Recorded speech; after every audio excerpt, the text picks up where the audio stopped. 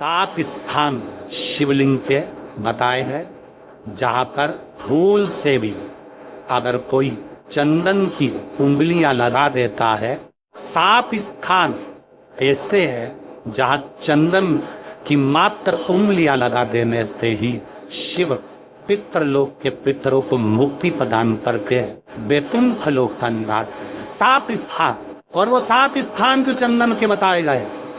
पहला, भगवान देवादिदेव महादेव के शिवलिंग पर चंदन का लेप। समझ लेना जरा बहुत अच्छे से। आपको लगता है स्वप्न में कोई मुर्दे दिख रहा है, या कोई जल रहा है, या कोई मर रहा है, या कोई चला गया है, ऐसा भय लगता है। बच्चों को मानी भेजूंगी ऐसा हो जाएगा, पति को मानी भेजूंगी ऐसा हो जाएगा, कोई हमारी कोई गलत तो नहीं कर रहा है। आपको लगता है 7 स्थान चंदन के बताए। पहला शिवलिंग, दूसरा जहां गणेश जी का स्थान है, मालूम है ना सबको? जम के बोलो जरा, मालूम है ना सबको? जहां गणेश जी का स्थान है, वाह, अलग से गणेश जी बैठे माने। शिवलिंग में जलाधारी के ठीक सामने राइट में गणेश, लेफ्ट में कार्तिकेय, बीच में अशोक सुंदरी।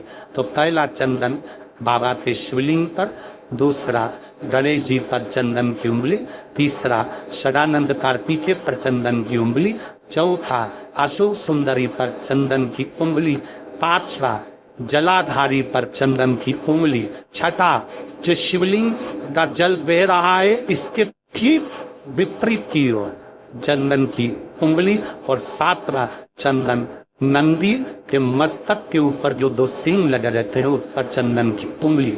यह कब लगाई जाती है? या तो अमावस्या के दिन। आपको लगता है कि हमारे पूर्वजों का उद्धार नहीं हुआ, हमारे पूर्वजों का कल्याण नहीं हुआ, कहीं अधोगति में कोई चला गया है, उसका बस एक बार, रोज नहीं जरूरत है, प्रतिदिन जरूरत ही नहीं, महीने में एक बार अगर अमावस्या के दिन भी आपने चंदन के थोड़ा सा चंदन अगर मेरे देवादिदेव महादेव को 7 स्थान पर समर्पित किया है। अशोक यहाँ पर वर्णन कर रही है, मेना धन्य और कला की कथा कर रही है। तीनों ने सनकादि ऋषियों से मांगा। चंदन भगवान को अति प्रिय होता है, और चंदन ही एक ऐसा होता है जो पितरों को भी प्रिय होता है, जिसका स्पर्श मात्र लगने से पूर्वजों का कल्याण हो जाता है। वो चंदन, महाराज एक बेल का फल लीजिए। क्या लेना है? बेल का फल, बेलपत्ती का जो फल होता है उसको ले लो, उसके अंदर का जो गूदा होता है, अंदर का जो भाग होता है उसको निकाल लो, और उस बेल के फल में आटा सेक कर उसमें शक्कर मिलाकर उसको के अंदर कर लीजिए। अमावस्या के दिन सुबह 10 बजे से पहले उस बेल फल में जिसमें तुमने पंजेरी भरी है, आटा सेक कर भरा है शक्कर के साथ में, उसको अपने घर में घुमाने के बाद में जिसको कालसर्प दोष बताया है, पितर दोष बताया है, या वास्तु दोष का स्मरण बताया है, घर में सबको घुमाकर अपने परिवार का हाथ का स्पर्श कराकर पीतल के पेड़ के नीचे का खड्डा तोड़कर उस बेल पत्थर के उस फल को दाग दो। महाराज केवल एक अमावस्या करना रहता है, पितरों के दोष से मुक्ति मिलती है और हमारे घर के कार्य सफल होना प्रारंभ हो जाए। कार्य की सफलता होती है, कार्य में सफलता प्राप्त करने लग। हम तो कई बार कहते हैं महाराज जी, अगर ऐसा लगे किसी औषधि पाप ले रहे हैं, मालूम पड़े कि औषधि आपको लग नहीं रही, जी महाप्रकार की कथा करेंगे, मान लो औषधि आप तो नहीं लग रही, आपने औषधि बहुत दिनों से ले रहे हैं, कोई दवाई, मान लो आप किसी भी दवाई को ग्रहण कर रहे हैं और वो औषधि लगी नहीं रही है, वो शरीर की लगी नहीं पा रही और आप ठीक ही नहीं हो पा रहे, 15 दिन हो गए, 8 दिन हो गए, बता उतना की उतना ही पेट लेना है, उतना ही उतना अपना भरा हुआ, वही की वही लीवर, वही की वही किडनी, वही की वही स्मरण, सब कुछ वही उतना की उतना ही, बीपी भी ऊंचा नीचा चल रहा है, पर लेवल में नहीं आ रहा, शुगर भी लेवल में नहीं आ रही, तो प्रयास करा करो महाराज। बेलपत्री के फल का जो बूटा है, अंदर का जो भाग है फल का, उसको पानी में डला लीजिए, उसको पानी में डलाइए, आधा रन का पानी में, जैसे आपको सुबह मंदिर जाना हो 10 बजे, तो सुबह स्नान कर कम से कम 6:30-7 बजे उसको पानी में डला दीजिए, और उस बेले के फल का बुर्दा सा डला हुआ पानी शिव जी को ले जाकर समर्पित कर दें। महाराज उस पानी में से थोड़ा सा 1 चम्मच पानी शिव जी पे चढ़ा हुआ लेकर आ जाइए। उस पानी को जो बीमार रहती है उसको औषधि देने से पहले मात्र आधी चम्मच से आधा चम्मच उस पर दे दीजिए। भगवान शंकर का श्री शिवाय नमः तुभ्यम का जाप कर उस पानी को देने के बाद अगर आप औषधि देंगे तो ये पक्का है कि औषधि अपना कार्य करना प्रारंभ कर देगी और वो सुस्त होना प्रारंभ। सुंदर अमावस्या का दिन था, वो दिन माता पार्वती शंकर भगवान के लिए जब पकवान बनाने के लिए बैठी, कुछ नहीं मिला, तब माता पार्वती ने चने की दाल, गेहूं और जौ, इन तीनों को गलाकर सेक कर जो सत्तू तैयार होता है, अमावस्या के दिन शंकर भगवान को समर्पित होता है और भगवान विष्णु को समर्पित होता है। दुनिया के लोग कहते क्या होता है सत्तू से?